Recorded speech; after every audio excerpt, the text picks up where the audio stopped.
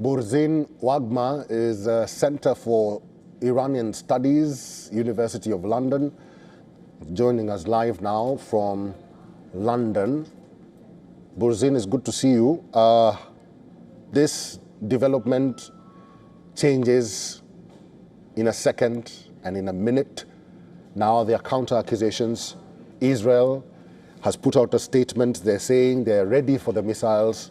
Iran says that they will be driving dozens of drones towards Israel. When will this confrontation end? Well, everyone would like to know that, Eric. Good afternoon from London. I can only come in as a historian of Iranian studies.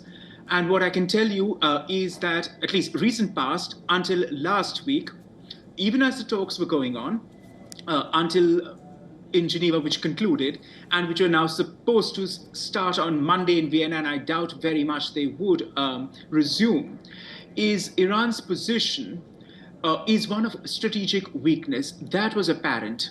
And despite that weakness, one would have conventionally thought that some compromise would have been hammered out with the Trump administration in the talks. But far from it, because to understand Iran, it's the very converse of what has happened, since any compromise, despite their beleaguered, battered situation at present, would lead to questioning the state's core ideology and sovereignty of a state which in any case is thoroughly discredited at home, never mind abroad, and in the eyes of its own population, which is why we never saw any progress. And until last evening, you will recollect President Trump mentioning that he is disappointed with the pace of talks and progress.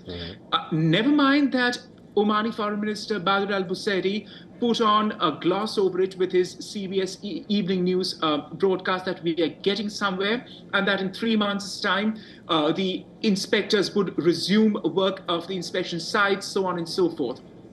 But nothing would have happened because the question of zero enrichment, which Mr. Trump was proposing, was unacceptable to the Iranians. And they wanted to keep to the straight and narrow of simply talking about the nukes and not of the ballistic missile program, which, of course, Washington did want to talk about. And incidentally, Eric, the Omani minister gave it away last evening when he was questioned about it. And he said that, yes, at some point, the ballistic missiles will have to be brought into discussion with Iran's Arab allies, its GCC allies and neighbors, who are all very apprehensive of Tehran's arsenal.